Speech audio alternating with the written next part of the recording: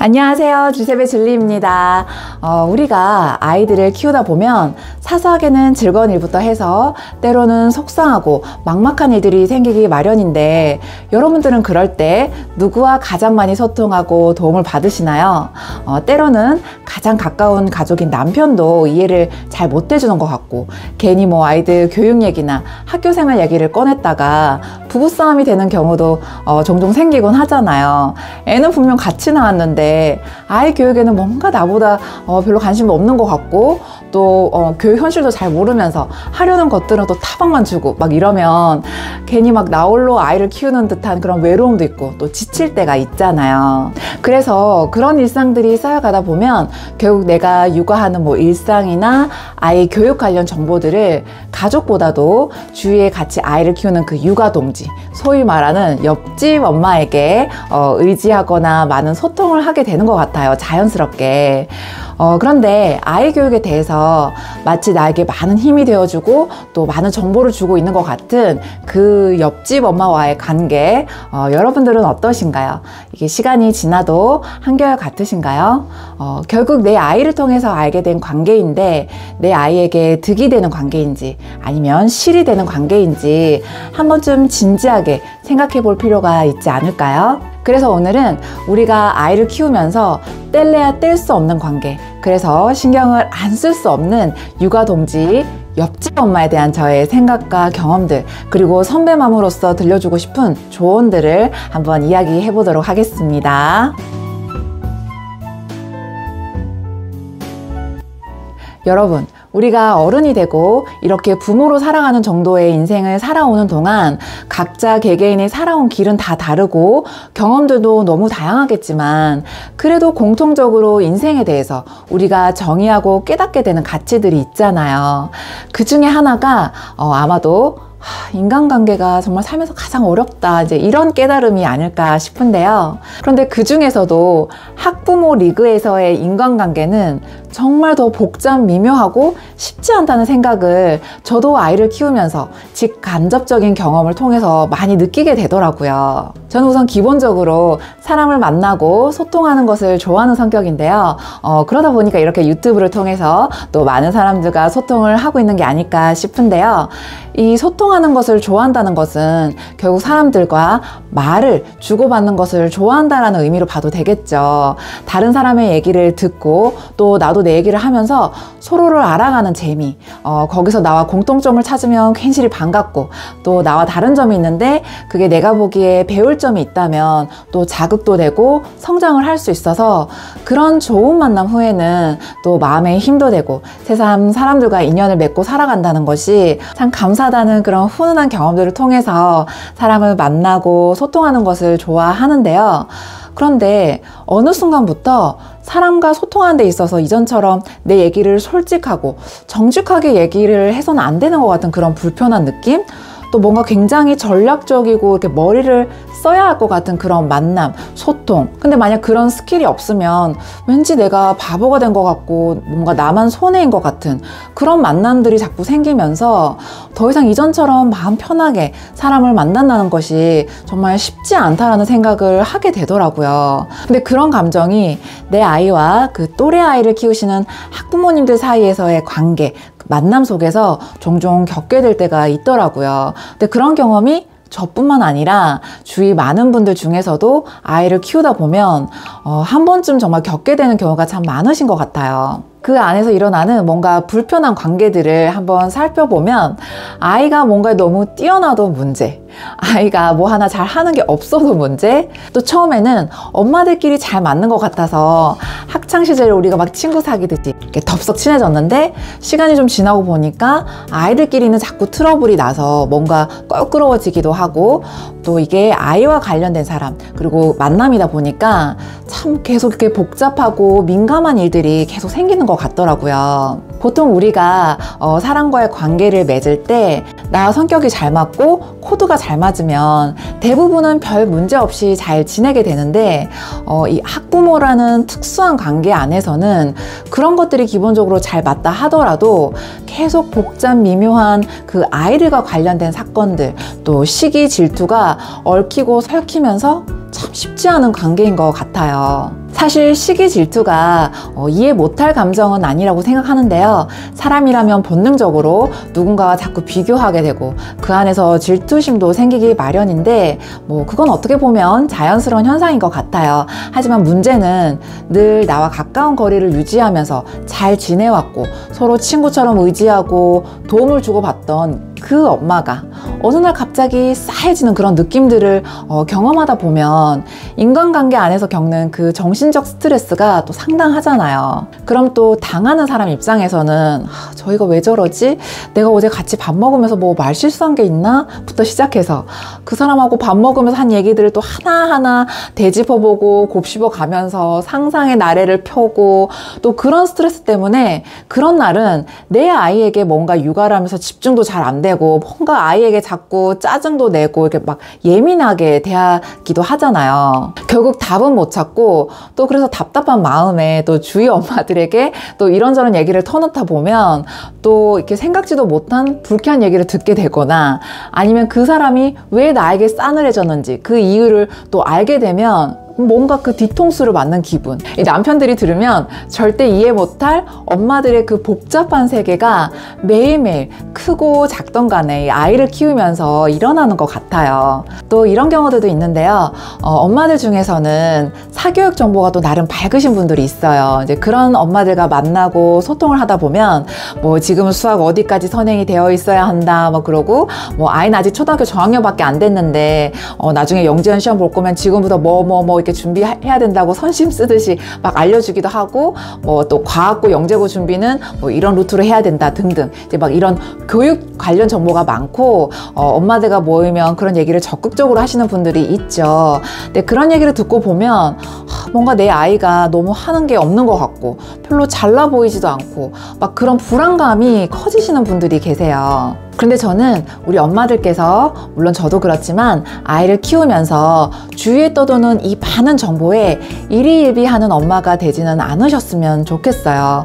그 얘기들 안에는 정말 얄팍한 정보도 너무 많고 물론 그 얘기들이 얄팍한 정보인지 아닌지 구분할 수 있는 정도의 스스로의 어떤 분별력은 필요하겠죠. 적어도 누군가가 정말 특별한 것을 알려주는 것처럼 교육 정보를 막 얘기를 할 때 그것이 또 얼만큼 사실적이고 현실적인 얘기인지 스스로 그런 것도 가릴 줄도 알아야 하고 또 그게 사실에 기반한 얘기라 하더라도 우리 아이와 잘 맞지 않는 교육 정보라면 감정적으로 불안해하거나 그걸 막 못해서 아쉬워하기보다는 내 아이에게 맞는 걸 자꾸 찾으시려는 정말 내 아이에게 최적화된 맞춤 서비스를 할 수 있는 엄마가 되셨으면 좋겠어요. 그리고 그런 막 쏟아지는 교육 정보 얘기를 듣다 보면 와 이게 정말 현실인가 사실인가 싶어서 누가 그래? 이제 이렇게 물으면 대부분 돌아오는 대답이 뭔 줄 아세요? 다 그래 이제 이런 대답이 돌아와요.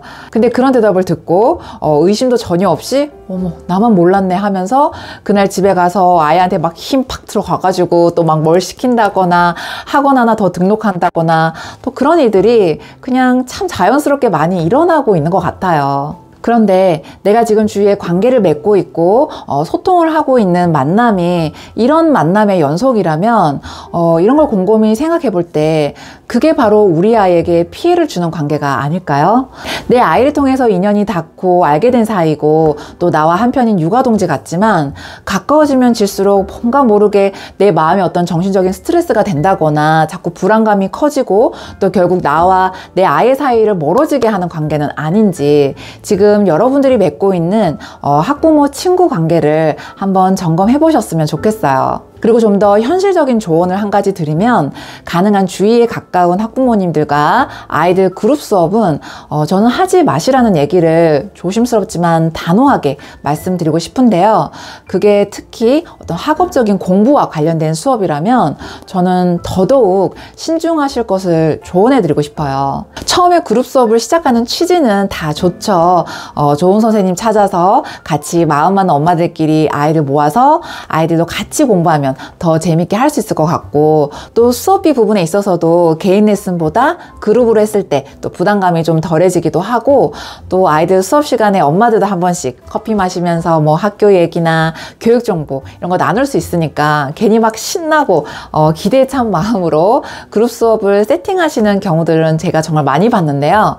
근데 그 끝이 좋은 경우를 찾아보기는 참 쉽지 않더라고요. 물론 100이면 100 다 그렇다, 뭐 그렇다는 걸 말씀드리는 건 아니고요. 가끔은 정말 엄마들 코드도 잘 맞고 또 서로 배려심이나 이해관계도 잘 맞아서 오랫동안 그룹 수업을 즐겁게 잘 유지하는 경우들도 보기는 했지만 그건 정말 극소수에 불과하고요. 대부분 상당수의 경우들은 이제 어느 순간부터 그룹 수업을 하다 보면 어떤 때는 이제 상대방 아이 수업 태도가 이제 거슬리기도 하고, 또 이제 상대방 엄마 스타일이 또 알고 보니까 수업 결석하는 것이 좀 상대적으로 자유로운 스타일이라서 뭐 아이가 조금 아프면 빠지고 뭐 가족 행사가 있으면 빠지고 이제 그런 식으로 하다 보니까 뭔가 진도에 있어서도 좀 차질이 생기기도 하고, 또 어떤 경우는 아이들마다의 그 실력 차이가 뭔가 모르게 그 묘한 엄마들의 경쟁심을 자극하기도 해서 감정 소모가 생기기도 하더라고요. 이제 그러다 보면 결국 뭐가 잘 안 맞아서 이제 그만두고 싶은데, 내가 나간다고 하자니 그것도 신경 쓰여서 그만두지도 못하겠고, 또 다른 누군가가 먼저 나가겠다고 하면 그것도 뭔가 논란이 되고, 하여간 막 듣기만 해도 스트레스가 절로 생기는 그런 힘든 상황들이 이 그룹 수업을 하면서 참 많이 생기는 것 같더라고요. 제가 늘 말씀드리지만 사교육은 꼭 필요한 것만 최소화하시고, 꼭 필요한 수업이 있다면 내 아이와 잘 맞는 선생님을 찾아서 내 아이에게 꼭 필요한 부분을 채워주는 그런 수업이 될 수 있도록 해주셔야 교육적인 효과도 훨씬 더 크다고 생각해요. 그리고 한 가지 더 말씀드리면 이렇게 그룹 수업을 하시는 분들 중에는 성격적으로 혼자 뭔가 하는 것이 익숙하지 않고 불편하고 또 외로움도 느끼는 그런 분들이 성향적으로 좀 많으신 것 같아요.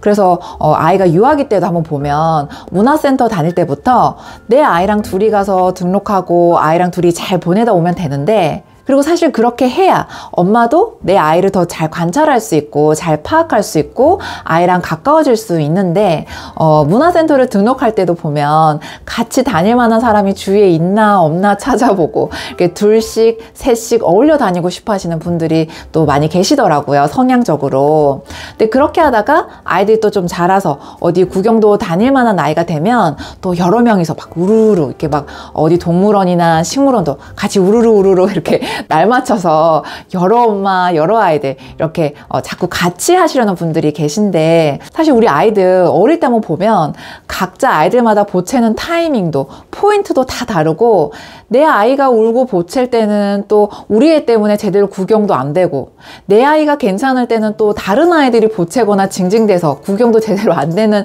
경우도 많고요. 또 막상 그렇게 여러 명이서 우르르 다니다 보면 내 아이에게 좋은 체험이나 경험을 해주겠다는 그 원래의 취지보다는 막 엄마들끼리 또 막 정신없이 수다를 떨다가 포토존 같은 곳이 이제 나타나면 아이들한테 이제 쭉 세워놓고 사진 열심히 찍어주고 이제 그렇게 돌아오는 게 또 다인 경우도 참 많거든요. 뭐 예를 들면 자연과학 박물관에 아이랑 갔다고 했을 때 이제 그 안에는 뭐 지구의 탄생 배경부터 해서 여러 과학적 지식, 모형, 설명들, 뭐 실험들 이런 것들이 다 있을 텐데, 뭐 화성 폭발 하나만으로도 얘기거리가 사실 어마어마하게 이제 아이랑 나눌 수 있는 거리가 있잖아요.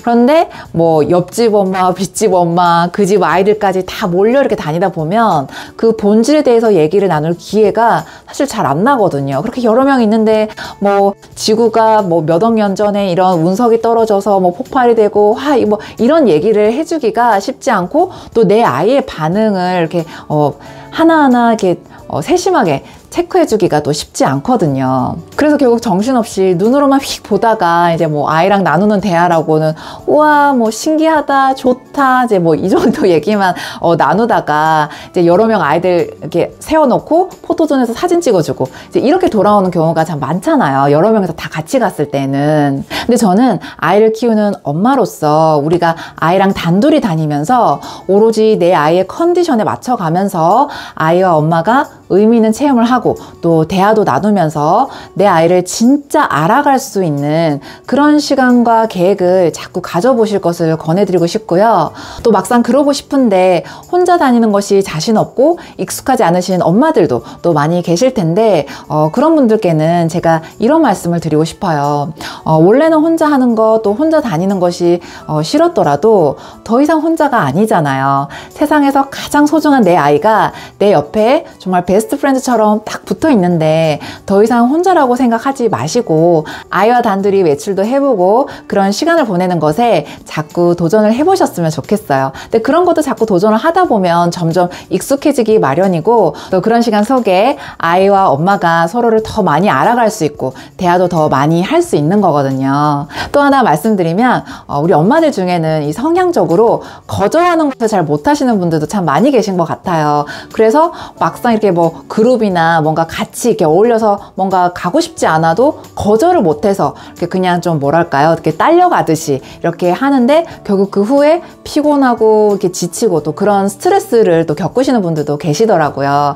그런데 예전에는 내가 또 거절도 잘 못하고 했더라도 지금은 우리가 내 아이를 키우면서 내 아이에게 가장 좋은 것을 가장 우선시해야 되는 우리가 엄마가 됐잖아요. 그러니까 어떤 그런 내가 그렇게 원하지는 않는데 그런 뭐 같이 하자, 수업을 같이 하자, 뭐 같이 어디 구경 가자 그런 제안들이 들어왔을 때 물론 그게 정말 내 아이나 나에게 도움이 되는 것들이라면 그런 거를 이렇게 받아들이시고 같이 하시면 되겠지만 생각을 했을 때 이게 별로 나나 내 아이에게 유익하지 않을 것 같다라는 그런 생각이 드실 때는 거절하는 데 있어서 너무 불편해하지 마시고 정중하게 예의를 갖춰서 당당하게 노라고 말씀할 수 있는 그런 엄마들이 되셨으면 또 좋겠어요.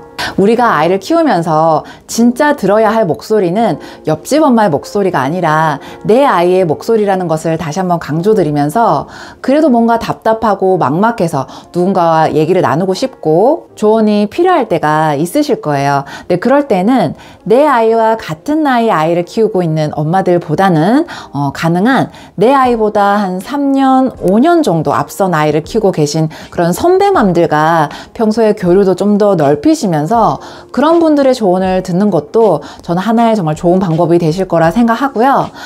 또 하나 제 채널 멤버십 톡투 줄리를 통해서 고민 상담을 하시면 제가 성심성의껏 도와드리니까 언제든 이용하셔도 좋겠죠. 아이든 엄마든 각자 인생을 살아가면서 주위에 정신적으로 많은 것을 의지하기보다는 또 스스로 여러 가지 시도도 해보면서 단단해져 가고 자기 삶을 주도해 나갈 수 있기를 바라면서 먼저 우리 엄마들이 아이들의 그런 모습을 보이셨으면 좋겠다는 마음으로 오늘 영상은 여기서 마무리하도록 하겠습니다. 오늘도 제 영상 끝까지 봐주신 모든 분들 감사드리고요. 제 영상이 도움이 되셨다면 구독과 좋아요 부탁드릴게요. 그럼 다음 시간에 만나요. 바이.